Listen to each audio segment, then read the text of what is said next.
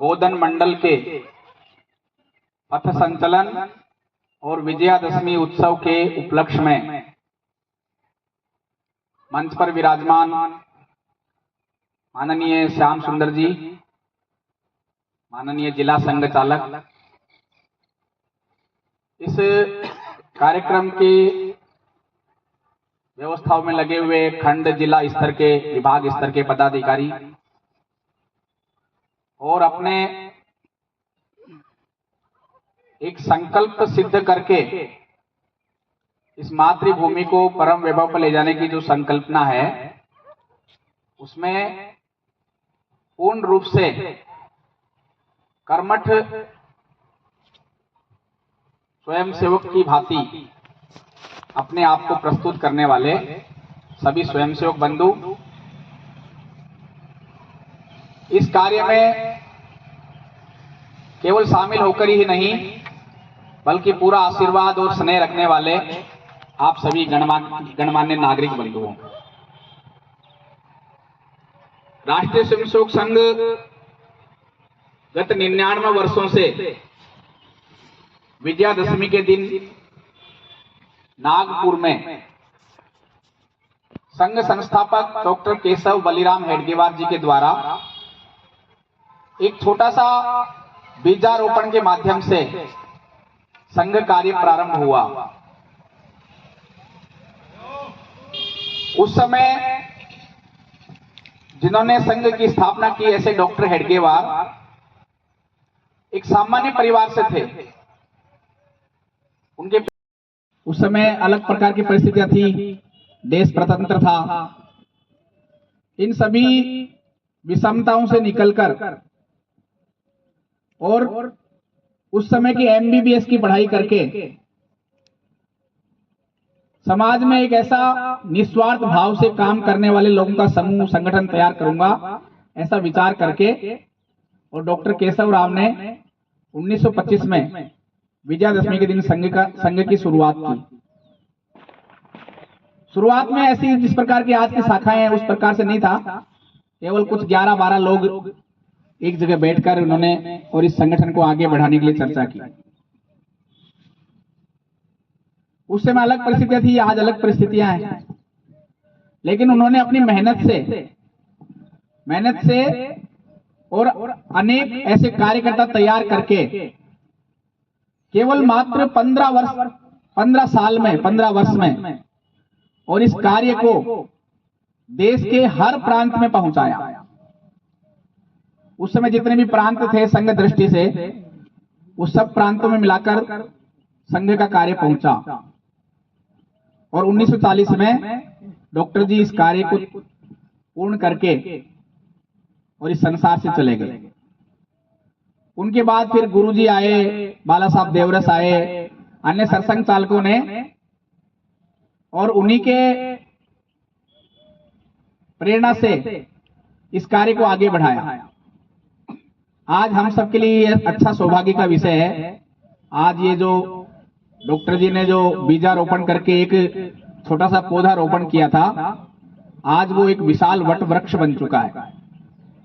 आज देश भर में, हर जिले में, हर खंड में और यहां तक कि आज नीचे गांव तक भी संघ की शाखाएं, संघ के मिलन, ये सब प्रारंभ हुए।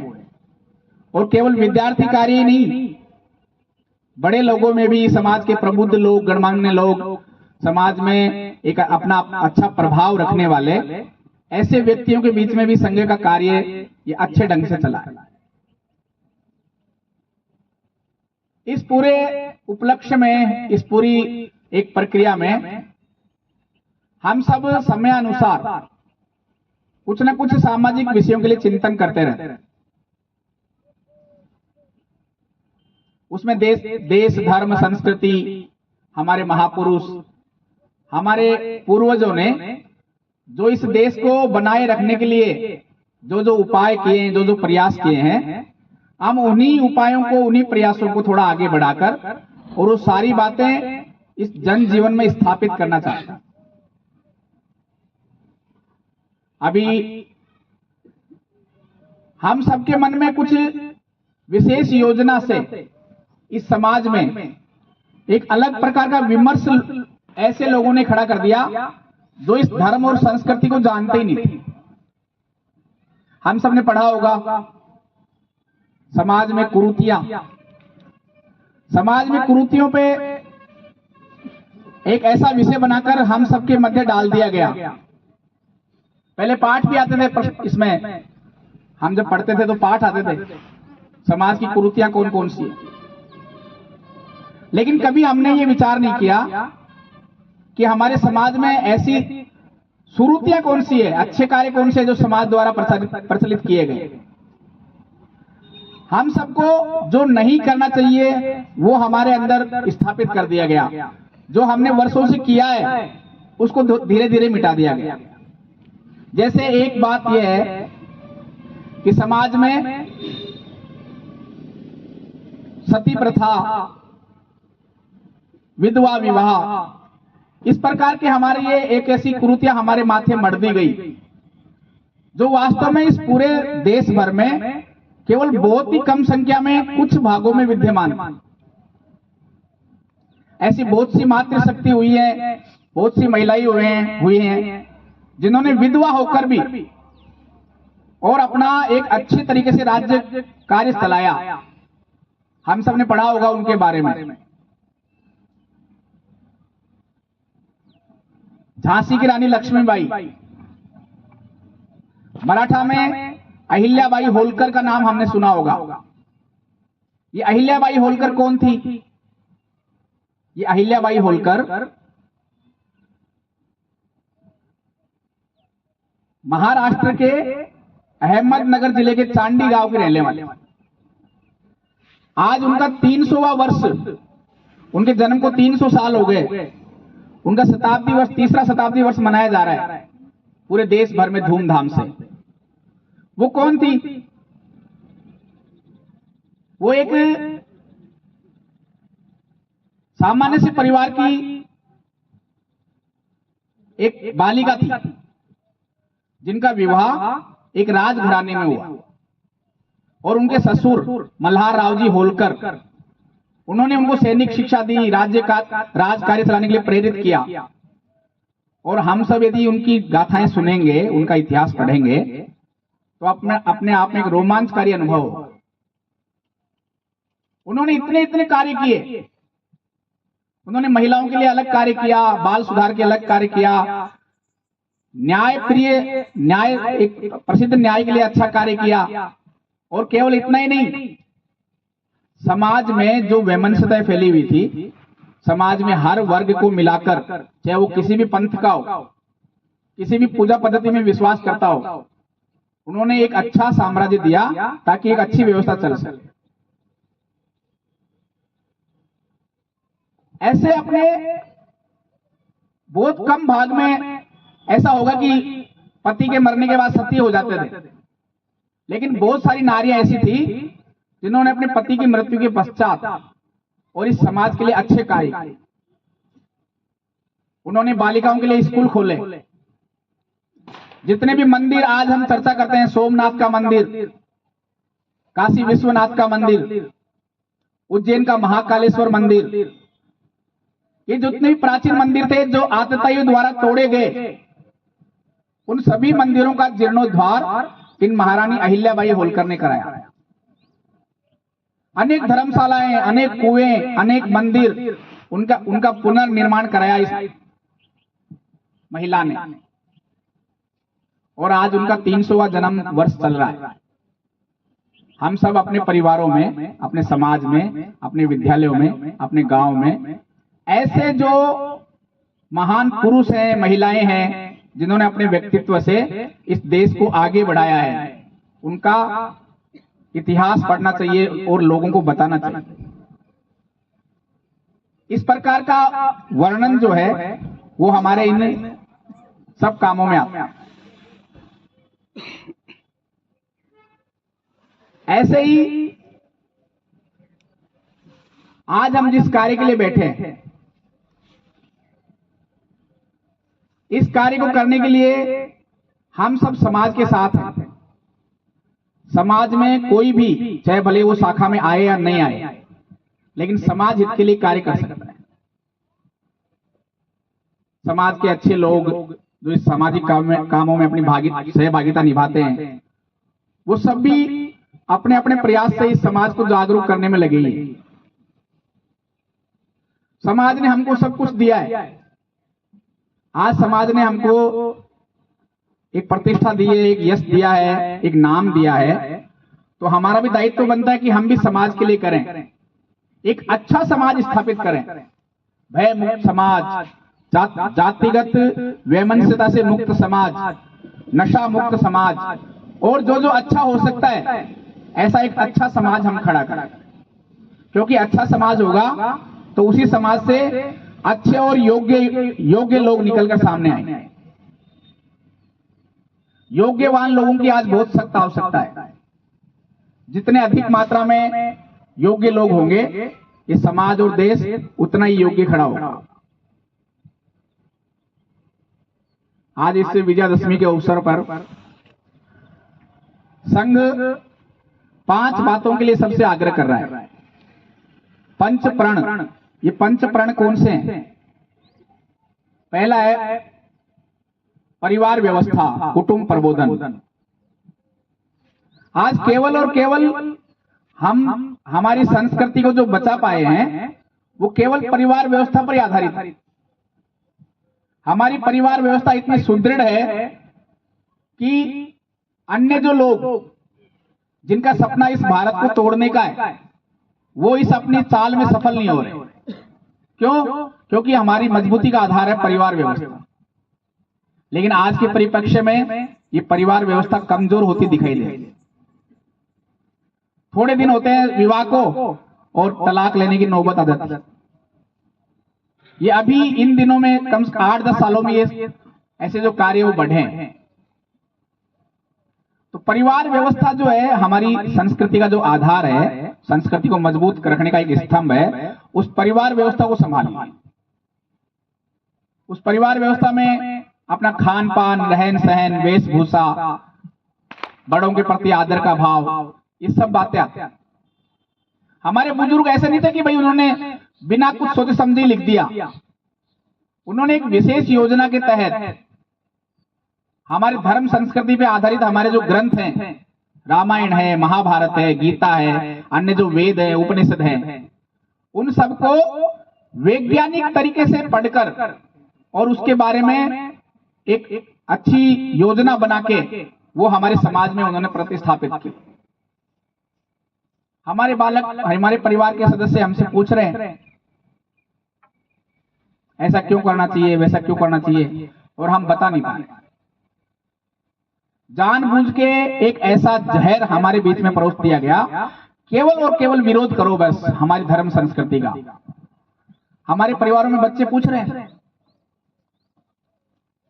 दीपावली क्यों मनाते हैं। हम उनको कहते हैं कि भाई भगवान राम आए थे अत्याचार का विनाश करके और उन्होंने एक न्याय की स्थापना की।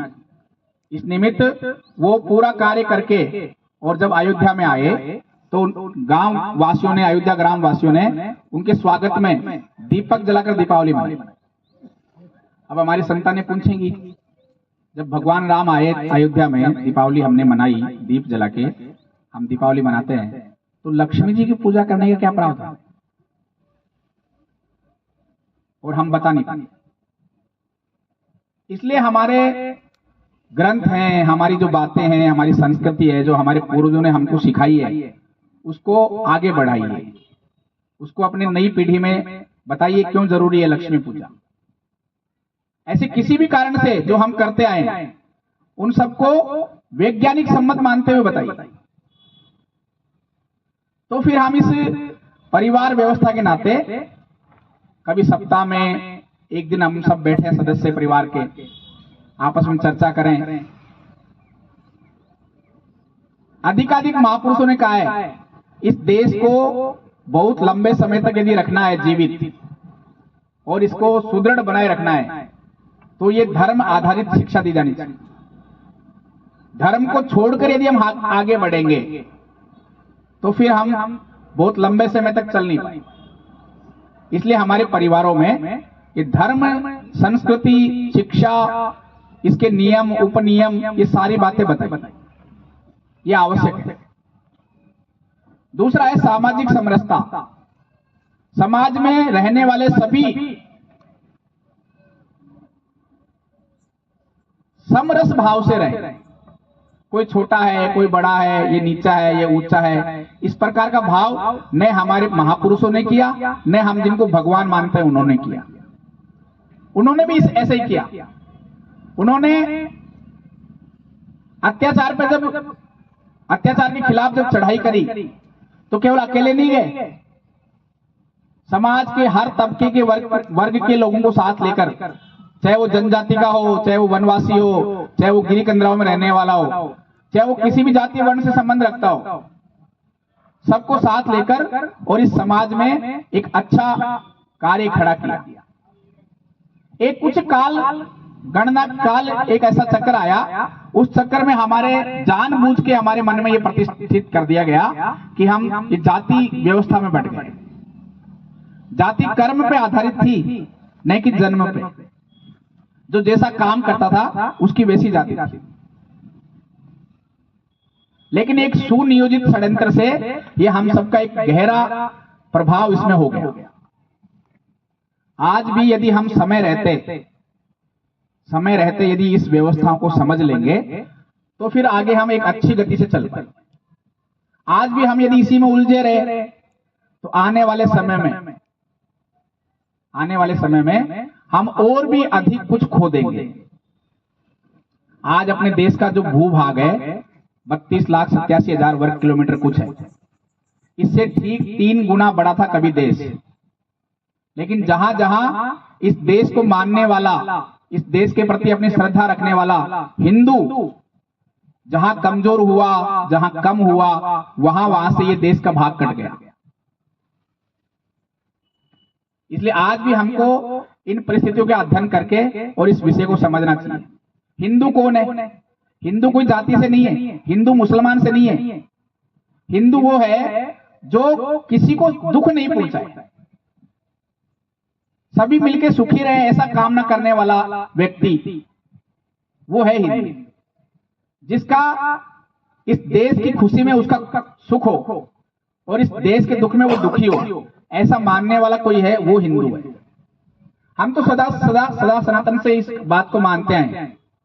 हम हमारे यहाँ चींटी को दाना डालते हैं। कोई व्यक्ति चल रहा है, कोई सामने कोई पक्षी आ गया, कोई पशु आ गया, कोई गिलहरी आ गई और वो हमारे वाहन के नीचे यदि दब जाती है तो हमको बड़ा दुख होता है। तो किसी प्राणी मात्र के दुख से भी दुखी रहने वाला है हिंदू। तो ये हिंदू कैसे असहिष्णु हो सकता है? ये हिंदू कैसे किसी का बुरा चाह सकता है? लेकिन ये कुछ बातें हमारे मन में बिठा दी गई। तो इसलिए सब जो भी इस हिंदू व्यवस्था को मानने वाले लोग हैं, चाहे वो किसी भी जातिगत व्यवस्था से हो, सबको साथ मिलाकर, सबको साथ लेकर और अपन यदि चलेंगे तो फिर आने वाले समय में हम मजबूत होंगे। यदि इस व्यवस्था का पालन नहीं करते हैं तो फिर हम आज जिस स्थिति में है, संभवतः हो सकता है उससे भी कमजोर स्थिति आए। इसलिए हमको सबको साथ लेकर चलने की आवश्यकता है, उस विषय पर गहराई से सोचने की आवश्यकता है।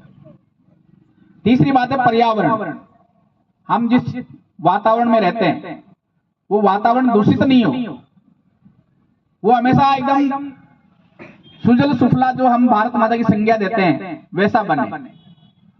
तो हम हमारे जन्मदिन के अवसर पर, विवाह के अवसर पर, अन्य कोई मांगलिक कार्य के अवसर पर कोई वृक्षारोपण कर सकते हैं, कुछ इस प्रकार के कार्य कर सकते हैं, जल संरक्षण कर सकते हैं और प्लास्टिक मुक्त अपने क्षेत्र को बना सकते हैं। मुख्यतः सिंगल यूज प्लास्टिक जो हम करते हैं उससे हम बाहर आए।